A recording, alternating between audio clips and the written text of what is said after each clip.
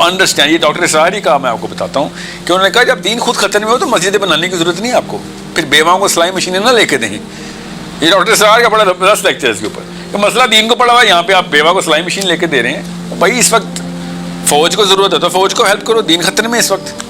دین نہیں بچے گا تو بیوہ کہاں سے سلائی مشین کا کیا کر لے گی, وہ کسی کے گھر میں باندھی بنا لی جائے گی. تو مجھے پتہ ہے کہ سلائی مشین لے کے دے رہے ہو. اس ٹائم تو problem is with Islam not مسلمان. Try and see where Islam needs you. یہ ڈاکٹر اسرار کا ایز از وربیٹم بول رہا ہوں میں آپ کو. تو مگر کیسے کوئی بھی نہیں کرتا. کیوں؟ فرد اپنی قربانی, اپنے سرکل کے اندر سیلف ایشو ہوتا ہے, اپنے سرکل کے اندر ڈرپوک ہو جاتا ہے. حسین علیہ السلام نے کہا کہ مومن تب ہوتا ہے جب وہ تنہائی میں مومن ہوتا ہے. مومن تو مومن ہی تنہائی کا مومن. پبلک میں تو ہم سب تہذیب سے بات, رکھ رکھاؤ, شائستہ گفتگو, موٹا موٹا سچ. آپ صرف مومن تب ہیں جب اکیلے میں کوئی نہیں دیکھ رہا, تب آپ اللہ تعالیٰ کا وہ قانون پورا کر رہے ہیں جو کہ صرف آپ کے اوپر اطلاق ہوتا ہے. تو understand the real problem is جو انر سرکل ہے نا, وہ فرد کا ہی سرکل ہے. وہ فرد کا سرکل وہ ہے جب اس نے بہانہ اندازی شروع کر دی نا, تو کمیونٹی کے اندر ہزار بہانے کرنے والے گروہ مل جائیں گے آپ کو. اکیلے کے اپنے سرکل کے اندر قربانیاں شروع کریں, مطلب اپنی ضروریات کو قوم کی ضروریات کے اوپر قربان کرنا شروع کریں. بیکاز میں ڈاکٹر اسراری کی بات بتاتا ہوں. کہتے ہیں مجھے پتہ نہیں کیوں بلا لیا گیا تھا اس شورا میں جو مشرف صاحب نے بلائی تھی کہ علماء کی. کہتے ہیں میں نہ عالم ہوں نہ مفتی ہوں. آئے ہوئے تھے سارے مفتی کہ بش نے حملہ کرنا ہے, بش نے حملہ کرنا ہے, کہہ دیا کہ حملہ کرنا ہے اگر ہم نے نہ مانا تو ہمیں کیا دے دینا چاہیے بیسس ساری اپنی ایئرپورٹ سارے اور یہ وہ. تو علماء نے کہا پھر دیکھیں 25 کروڑ لوگوں کا نقصان ہے تو ہم یہ کرتے ہیں. کسی نے یہ رائے دی, کسی نے وہ رائے دی. کہتے پھر اینڈ میں بیٹھا تھا مشرف کی بالکل لیفٹ پہ, تو یہاں سے شروع کیا. اور کہتے میری باری آئی تو میں نے کہا کہ آپ مجھے خالی بتائیں اگر ہم نے بیس نہ دی تو کیا ہوگا. وہ پھر حملہ کر لیں گے. حملے سے کیا ہوگا؟ حملے سے پھر ان کی فوج اندر آ جائے گی. پھر کیا ہوگا؟ پھر فوج قابض ہو جائے گی چیزوں پہ. اچھا تو آپ چاہ رہے ہیں بغیر لڑائی کے یہ سارا کچھ ہو جائے. ایک آپشن ہے لڑائی کر کے یہ ہو جائے, دوسری آپشن ہے بغیر لڑائی کر کے ہو جائے. فوج ان کی آ جائے, ایئرپورٹ سارے چلے جائیں, ساری کی ساری بیس ان کے پاس ہے, مگر ہمارا بندہ بچ جائے, ہم بچ جائیں. تو آپ جان بچانے کی اسٹریٹجی پوچھ رہے ہیں میرے سے, قوم بچانے کی تھوڑی پوچھ رہے ہیں. کیونکہ اینڈ میں بیسس آپ نے دینی ہی دینی ہے ان کو. فوج ان کی آنی ہے ادھر. آپ چاہ رہے ہیں گولی نہ چلے, ہمارے اوپر گولی نہ چل جائے بس. تو اس طرح بتانا کیا قوم کی باتیں کر رہے ہیں. پھر صحیح طرح بتائیں جان بچانے کی بات کر رہے ہیں.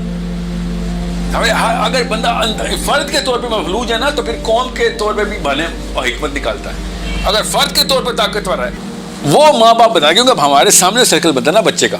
یہ تینوں سرکل ہمارے سامنے بچے کو تو پتہ ہی نہیں ہوتا کسی اور سرکل کا سوائے اپنے سرکل کے. ٹھیک ہے, بچہ تو جب تک شعور کی سطح پہ 13-14 سال میں تب تک وہ صرف اپنا سرکل پریکٹس کرتا ہے. اس دوران اگر ٹیکے لگ رہے ہیں نا اس کو کہ بس تو ہی ہے, وہ گرے گا تو بچا لوں گے, کھلونا مانگے گا اسی وقت مل جائے گا, کسی کو کچھ نہیں دینا تو نے, تیرا نخرہ ہر وقت پورا, ہر وقت شہزادوں کی طرح ٹریٹمنٹ ملے گی. تو اس کا پہلا سرکل ہی فالس کانفیڈنس کے اوپر, فالس سیلف اسٹیم کے اوپر بنے گا. اس نے کیا خاک سیلف لیسنس دکھانی ہے, کسی کے لیے کچھ کرنا ہے.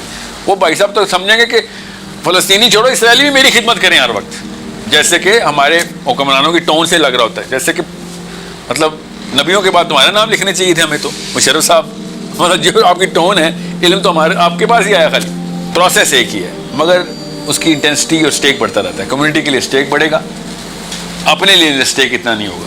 میں کم کھا لوں آج کوئی مسئلہ نہیں, میرے علاقے میں یا مسلمانوں کے پاس کھانا کم ہے بہت بڑا مسئلہ ہے. ٹھیک ہے, اب اسٹیک بڑھ گیا مگر ایٹریبیوٹ اسی طریقے سے ٹرین ہو رہا ہے. یاد رکھیے گا ملت کے بغیر انسان قوم بنا ہی نہیں سکتا نا. مگر ملت بنتی کیسے؟ وہ فرد سے بنتی ہے. جتھے تو نہیں کہیں پیدا ہوتے نا, ہمیں الگ الگ ہی پیدا ہوتے ہیں. سو اس کا مطلب ہے کہ ہر گھر کے اندر ایک ایٹریبیوٹل سٹرکچر فرد کے سرکل کے اندر کریٹ کرنا پڑے گا ماں باپ کو کانشیسلی. السلام علیکم, بسم اللہ سلمان. آپ خیریت سے ہوں گے. مسلمان کبھی بھی سیلف اورینٹڈ نہیں ہوتا, وہ ہمیشہ گلوبل ویژن رکھتا ہے اور وہ براڈ مائنڈیڈ ہوتا ہے. وہ کبھی بھی آئی می اور مائی سیلف کے اندر اس سراؤنڈنگ میں نہیں رہتا ہے. وہ ہمیشہ اپنا مشن, اپنا پرپس آف لائف امت کے لیے رکھتا ہے.